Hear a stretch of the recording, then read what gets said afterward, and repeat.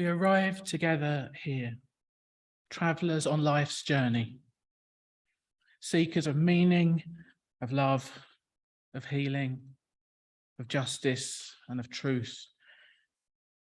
The journey is long, and joy and woe accompany us at every step. None is born that does not die.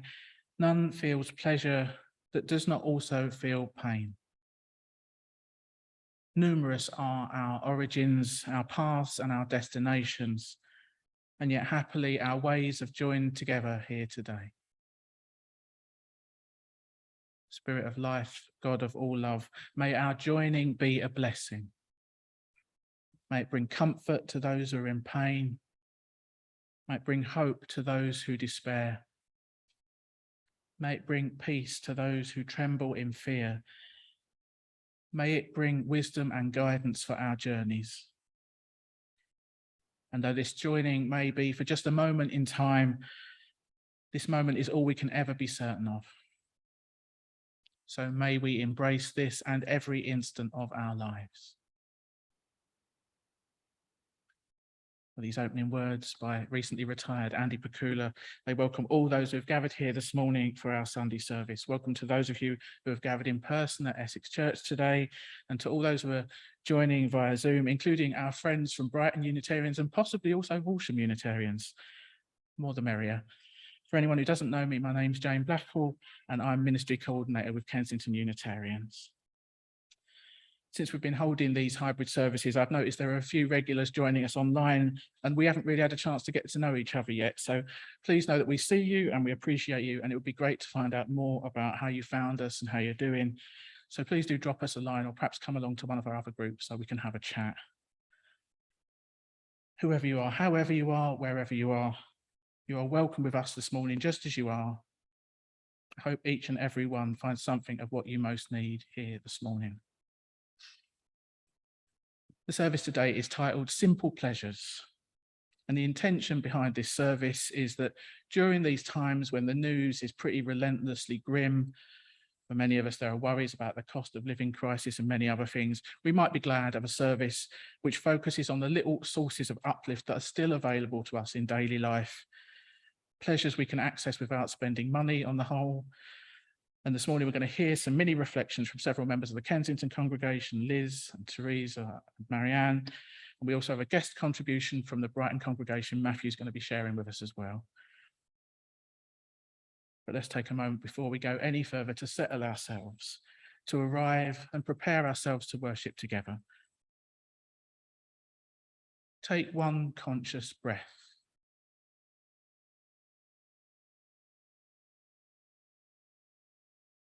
And another. And with each exhalation, let's visualize a letting go. Let's set aside anything we don't need to be clinging on to. We can pick it up later if we need to. Let's bring our whole selves to here and now as we consecrate this hour with our presence and intention.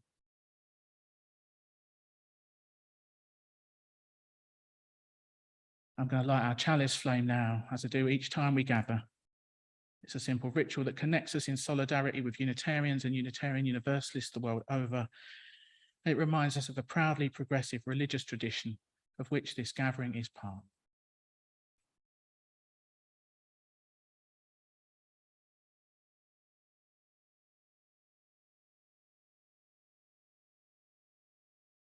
Every day brings struggle. Every day brings joy. Every day brings us the opportunity to ease the struggle of another and to be the joy in another's life. So may this little flame remind us to carry our light to each other and to the world. Let's sing. Our first hymn today is Come and Find the Quiet Centre. It's number 21 in the purple hymn book. For those joining via Zoom, the words will be up on your screen. Feel free to stand or sit as you prefer, but do sing up if you can to our first hymn, Come and Find the Quiet Centre.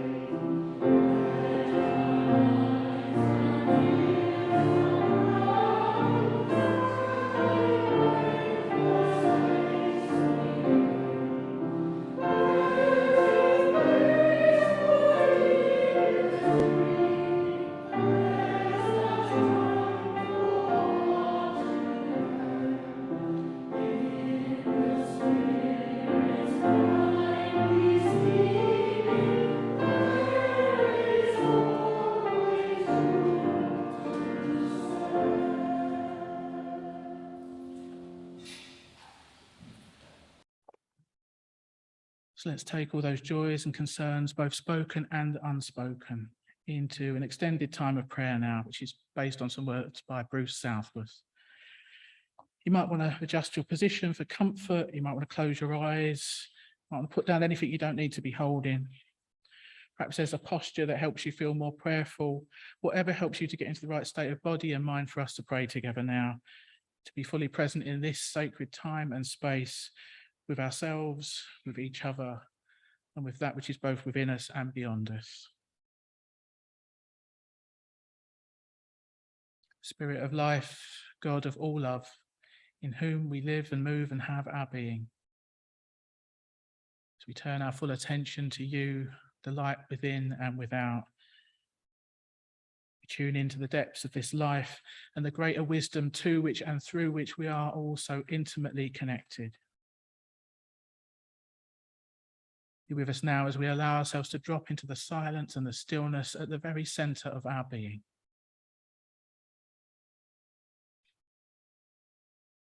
At moments like this, we gather, each alone in our solitude. May we embrace this moment in silence, allowing each gentle breath to clear our minds and soothe our weary souls. At moments like these, we try to put aside the daily obstacles, the headaches and the irritations. We lay down our worries and we open ourselves to the pulse of life, the very flow of life. We may carry with us fears and hopes about health or illness, about work or family, about success or failure.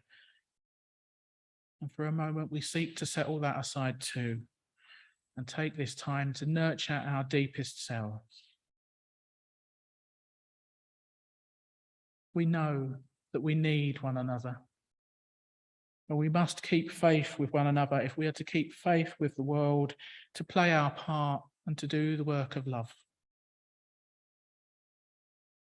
So in this quiet time, when we open ourselves to the depths, may we sense and know the spirit of life and love within us, ever at hand, guiding and sustaining, so that the strength we need and the compassion the world needs will come to us in our times of trial and transformation.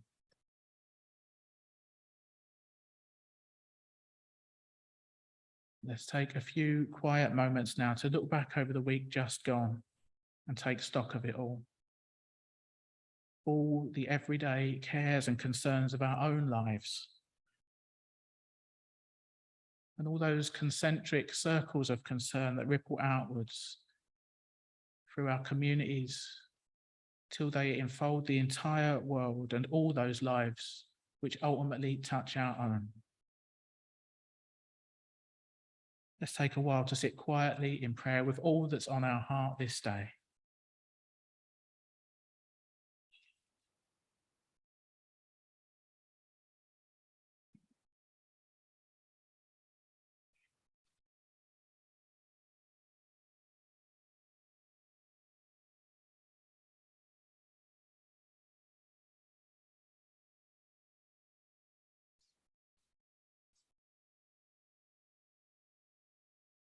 And let us also make some time to notice all the good that's happened in this last week. Moments of uplift and delight, moments of beauty and pleasure, all those acts of generosity and kindness that we've known. There's a lot to be grateful for. So let's take a little longer to sit quietly in prayer and give thanks for it all.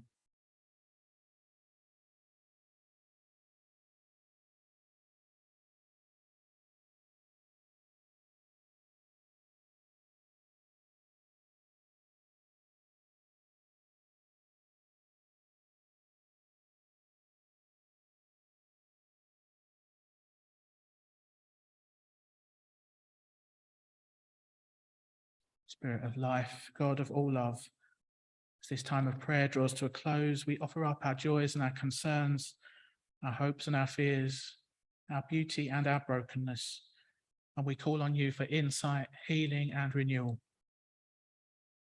As we look forward now to the coming week, help us to live well each day and be our best selves, using our unique gifts in the service of love, justice, and peace. Amen. Time for another song. Our next hymn is Life is the Greatest Gift of All. For those of you here at the church, it's on the little hymn sheet in your order of service. For those joining via Zoom, the words will be on screen as usual. Sit or stand as you prefer as we sing up Life's Great Gift.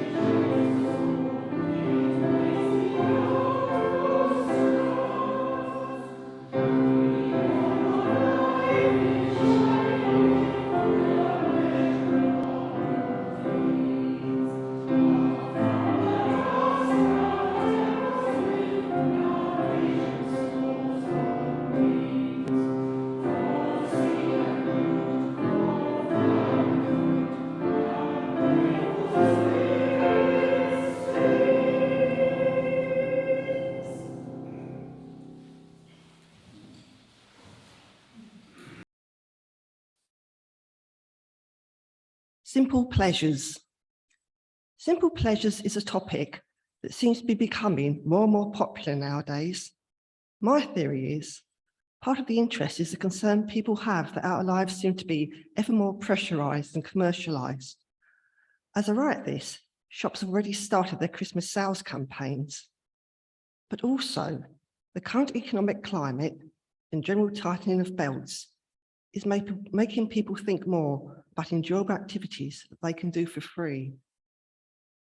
Oddly enough, not long after Jane asked if anyone would be willing to write something about their simple pleasures, I read a newspaper article on tips for couples on how to have a cheap date night. Apparently, the quest for this has caused charity shops to run out of their stocks of old board games, which I must admit did make me laugh. Although playing a game of Cluedo or Boggle or going to a quiz night with your family or friends is one of my simple pleasures, I have to admit. I realised when I started listing my simple pleasures that a few of them are linked to nature, such as watching the tree outside my house while we're lying in bed. I especially like watching it in the autumn when the leaves turn from green to gold and scarlet and orange berries cluster on the branches, a lovely contrast to the blue sky. Or watching the cycles of the moon, from a sliver of a white crescent through to the shimmering globe of the full moon in the black night sky. Or a walk along the seaside, whether on the beach or on the promenade, smelling the ozone, feeling the wind whip your hair around, watching the white froth of the waves and listening to the harsh cry of the seagulls. In the southeast of England, I did used to like picking up pebbles from the beach, but I now understand that this is a bad thing and not to be indulged in anymore.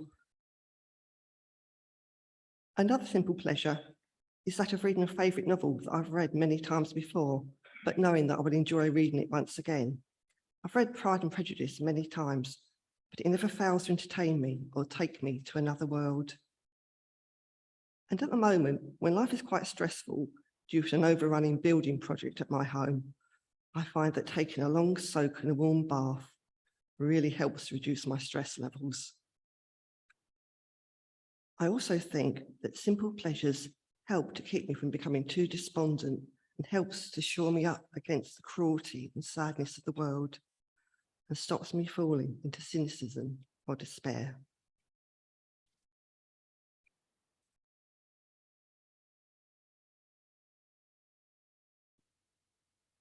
Thanks, Liz. I wanted to follow up on Liz's reflection by acknowledging that for some of us, there might be a little bit of an internal tension that gets in the way of us enjoying life's simple pleasures. I mentioned earlier on that the motivation behind this service topic was that life is so hard for so many. The news is so relentlessly grim. It seemed like a good moment to remind ourselves of all the little sources of uplift and comfort and consolation that are often still available to us, even in the times when everything seems to be falling down around us. But sometimes I find myself thinking, and even if it's only a little fraction of my brain or a barely conscious feeling, I find myself thinking something like, I shouldn't really be indulging in such frivolous things while all this terrible stuff is going on in the world. Whatever the specifics of the latest terrible stuff happen to be. The thought behind this thought is that there's so much work to be done, so much injustice to be fought, so many people who need care and help. Maybe I should be giving more of my attention to these pressing needs rather than my own little pleasures. There have definitely been times in my life when I've had a sense, even if it's only temporary, that it's somehow indecent or improper to be enjoying myself quite so much when everyone's suffering. Now, those thoughts are not entirely without merit. It's a tug from the conscience, reminding us to keep a balance, not to turn away from life's harsh realities and just go into ourselves. But I put a quote from Frederick Buechner on the front of today's order of service, and the words are in the full text of the service, which you can get on the website if you're watching this at home. These quotes from Frederick Buechner, I think, puts that in perspective a little bit.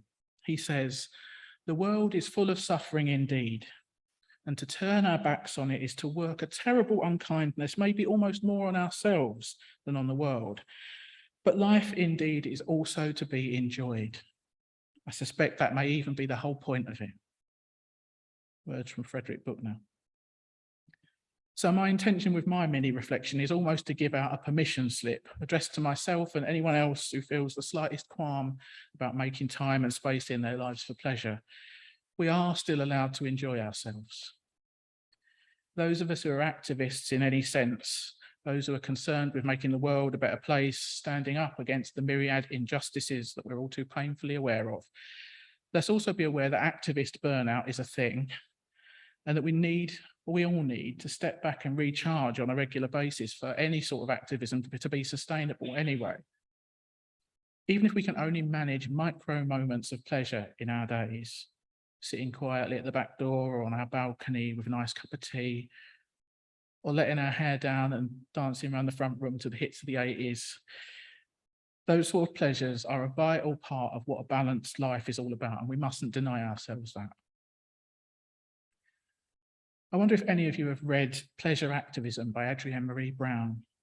I won't be sharing some of the more juicy aspects of that in the service this morning. I will leave that for your own research. But I wanted to close this mini reflection with some of her wise words. She writes, "Pleasure reminds us to enjoy being alive and on purpose. Pleasure, embodied, connected pleasure, is one of the ways we know when we are free, that we are always free, that we always have the power to co-create the world. Pleasure helps us move through the times that are unfair, through grief and loneliness, through the terror of genocide, or just days when the demands are overwhelming. Pleasure heals the places where our hearts and spirit get wounded.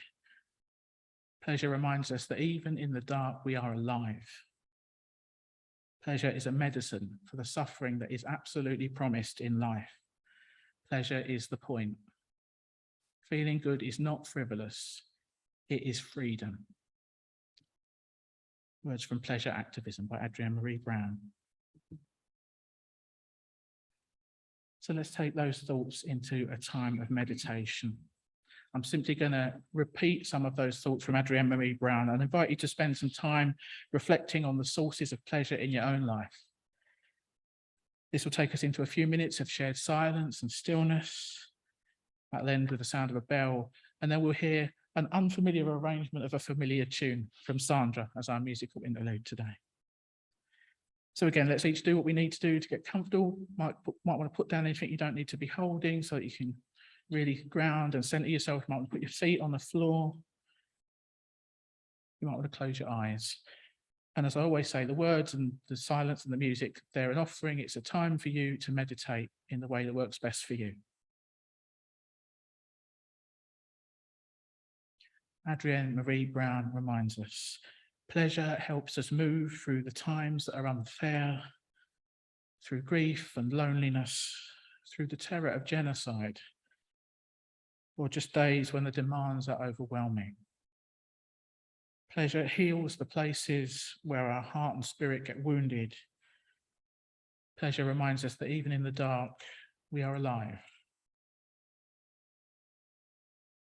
So as we move into a few moments of shared stillness now, I invite you to consider the sources of pleasure in your own lives and to imagine ways in which you might make more space for pleasure in the days to come.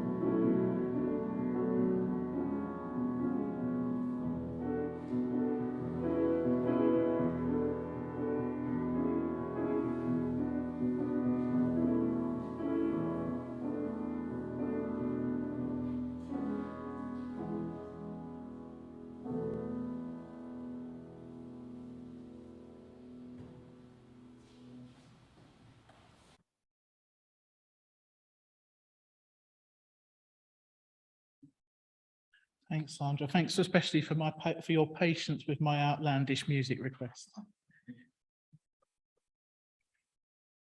This reading by Unitarian Universalist minister Erica Hewitt begins with a tweet by someone called Mr. Cooper, who back in 2018 wrote this. He tweeted, "Could we, without relentlessly criticizing, let people have their pumpkin spice, their avocado toast, and their fandoms, their Dungeons and Dragons, and their up to early Halloween decorations, on whatever little harmless things in which they've managed to find a tiny shriveled flower of joy?"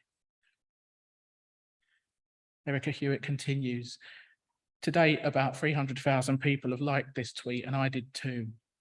I'm all in favour of letting people have their tiny shriveled flower of joy, what I imagine as small hearth fires that we each build to keep our spirits warm in a cold world."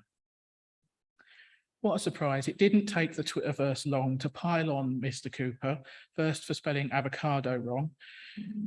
He patiently thanked his critics for helping me to know that I've made a mistake, declining to point out the irony in his suffering, the very type of relentless criticism whose moratorium he'd been pleading for. He followed up with a tweet saying, "We're all just trying to survive." Who among us doesn't know that critique and criticism and that sort of assessment are norms of our culture nowadays? I'm not talking about affectionate teasing between friends. I mean withering comments and performative boredom, looking for an audience. "Oh, is the sports ball on?" asks one person, knowing that their friends are thrilled by the sport that's going on. Or, "Ugh, you can't listen to Christmas music yet," moans another, as some of us are already weighing up when to put up our light up Christmas llamas.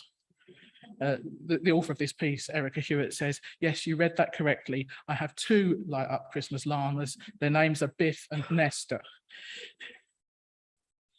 It makes us feel powerful to be in the judge's seat, I suppose. And some of us are wired to be the outlier, the naysayer. But there are days when the culture of knee-jerk critique makes me sad. I noticed lately that I hold my small, harmless pleasures close, lest an online friend spit into the small hearth fire that I've tended into a reliable source of warmth. I'm trying to practice aggressive non-judgment about how you, me, and all of us choose to warm ourselves. Who cares if your harmless pleasure bores or disinterests me? We're all imperfect, and the world can be such a barbed place. We're also merciful, or can be. We can be cheerleaders for simple joys, even when we don't share them. And we can be compassionate about the fact that we're all just trying to survive. Erica Hewitt concludes with a few prayerful words. "Love who holds us all. On some days, this earthly existence is hard. Thank you for our capacity to be comforted, dazzled, and delighted by harmless pleasures and small joys. And help us keep faith with the 11th commandment. Thou shalt not yuck someone else's yum. Amen." So we're going to hear three more mini reflections now on simple pleasures via video. Teresa, who's actually here, will tell us about exploring the City of London and its history. Matthew from the Brighton congregation will speak about the pleasure of making music, and we'll hear a little bit of the music he makes. And Marianne, who's also here in two places at once, it's a miracle. Marianne will close with thoughts on the joy found in her garden, including a poem about the garden's pleasures in summer.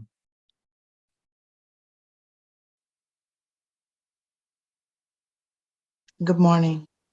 My simple pleasure is about exploring the original City of London.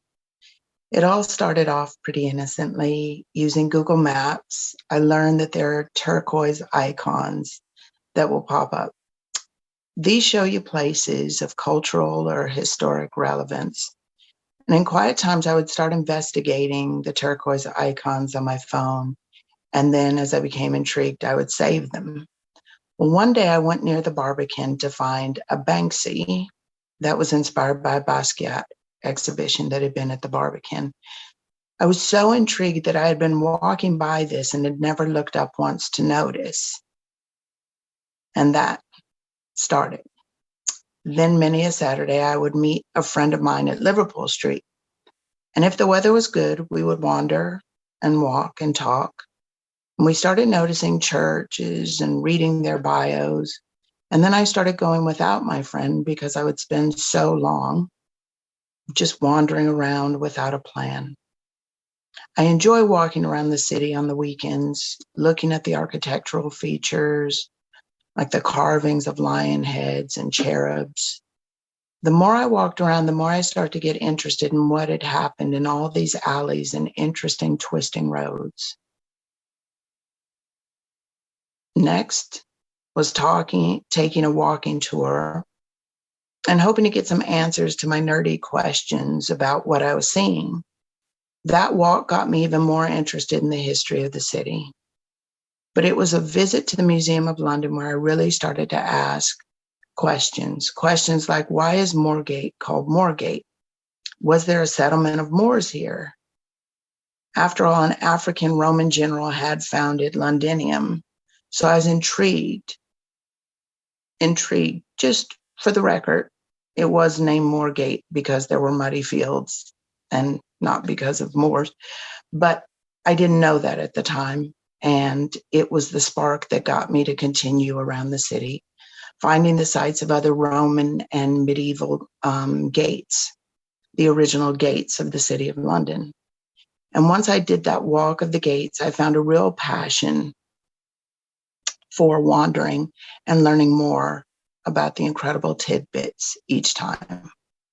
Now, when I have some time at the weekends and the weather permitting, I love to just take myself back to the city, wander and explore this incredible place that we call home.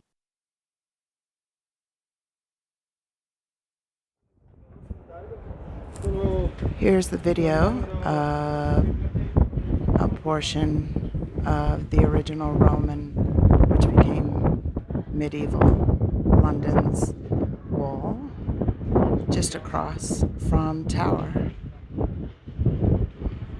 And still here. It's fantastic being able to actually see these things in real time.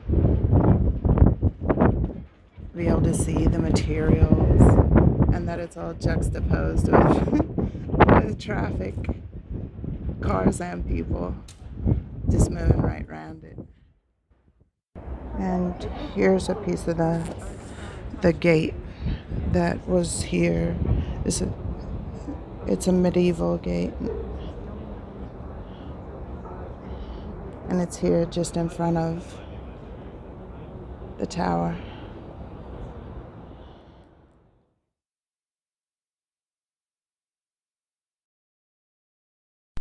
Hi, I'm Matthew, and making music is a simple pleasure that I really enjoy. Whether it's on my own, it can be a really meditative experience, a great creative outlet, or if it's with others, it's a great means of connecting, of creating a sound that's bigger than ourselves individually. It's fantastic as part of my group to play tunes that we played for perhaps many years and that can be hundreds of years old. There's a great pleasure in that alone. So I'd really recommend thinking about making some music in whatever way, whether it's learning an instrument or singing, which can be hugely therapeutic in all sorts of ways. So that's my simple pleasure.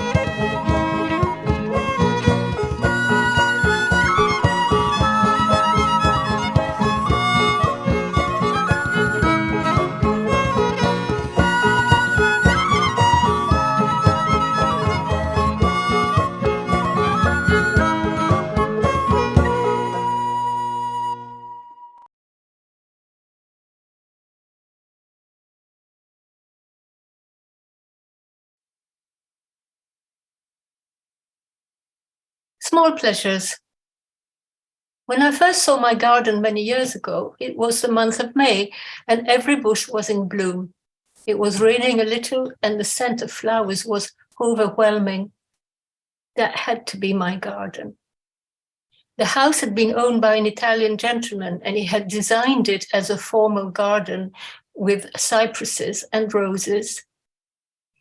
Gradually, the cypresses went as they looked too funeral for me, and the roses are still here today. Under my gentle nudges, the garden is now more bohemian style, and the result of many irresistible visits to garden centers and swaps with friends and neighbors. Today, it teems with wildlife of all kinds, birds, frogs, insects, worms, squirrels, and foxes under the tall pine tree. My daughter's Wendy house now holds large bags of sunflower seeds for winter. The garden is labor intensive, but I wouldn't have it any other way, and it lifts me up as soon as I open the curtains. I cannot imagine living without its smells, noises, and all the shades of green it plays with. Last but not least, it is home to our terrible two, Poppy, Three Bells, and Teddy Bishboo. Their endless demands and frolics occupy much of the day and provide endless little pleasures all day long. The garden is a source of much inspiration to me, and here's a poem I wrote this summer entitled, As It Happens in the Garden. The heat has reached 30 degrees Celsius. Under the sycamore, the bottom of the garden is lunar parched. Rain cannot filter through. Nearer where I sit with my blank sheet of paper, the rose tree is pushing a second flush of buds. It's too early for plops pops from the tiny pond. Something's amiss. The parakeets are in full voice, squawking, cawing with crows above, competing with the grinding road digger in the distance. Ah, there you are, my blackbird. Where were you those last few days? I missed your call and called you. But the Buddha, faithful to himself, said nothing, his smug, stony face oozing serenity on its pedestal. Poppy Cat and her 9 bells catnap under the table. A smell of dry grass invites itself to the scene. My neighbor gets her watering can out. I know that familiar sound as it fills with water, a rumble of gurgles, trickles, and splashes. Oh, a white butterfly. Thank you for coming by. And a bee. A wasp? No, it's a bee. I admire her courage when so heavily laden. She still scoffs more of my flowers' pollen, more of what we need to keep it all going. At the back, the wildflowers patch is a mismatch, a mess to live with until autumn, when seeds will safely be buried away from hungry beaks. The sun is too strong on my white page. I can barely read my notes, scribbled hastily. I go back inside, where the washing machine mumbles left, mumbles right, before all hell is let loose with the last cycle's mini earthquake. Time to ignore what needs to be done. I have a poem to write before tonight's deadline.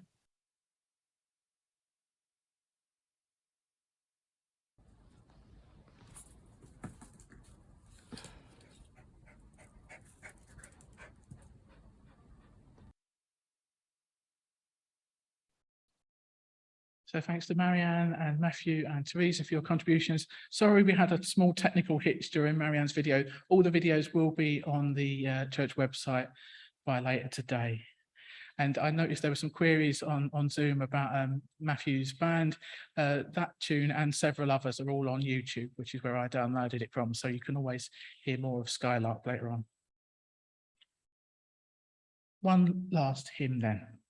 Let us give thanks and praise. It's number 90 in your purple hymn books, and the words will be back up on your screen. Again, sit or stand as you feel able, and let's sing up, give thanks and praise.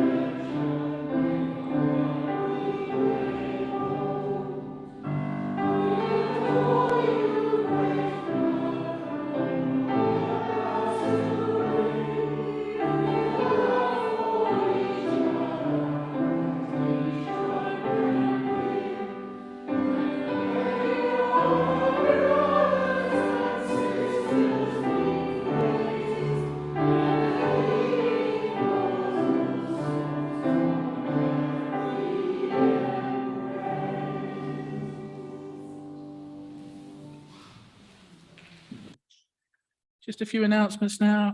Thanks again to all our contributors, to Liz, to Marianne, to Teresa, to Matthew. Thanks to Ramona for tech hosting and Janine for hosting at home. Thanks to Sandra for our wonderful music. For those of you that are here at the church in person, Patricia will be serving coffee, tea, biscuits and cake in the hall. I'm going to confess now, I forgot to put baking powder in the cake this week, so it might be a bit on the heavy side. Thanks to Patricia for that. Thanks to Marianne for greeting. We're looking for more people to help out with the coffee and the greeting, so please have a word with Marianne or Liz if you could volunteer. It's nice to spread the load around a bit more. There will also be virtual coffee time on Zoom, so stay around to chat with Janine. After the service, for those in person, as I mentioned earlier, Margaret will be leading a Finding Your Voice singing class at 12 o'clock, completely free. She can work miracles even if you think you can't sing. She will help you find your voice. It is a fun and pleasant experience for all, so please do stay around. There are various other small group activities on during the week for you to meet up and get to know each other. Coffee morning online on Wednesday mornings at 10:30.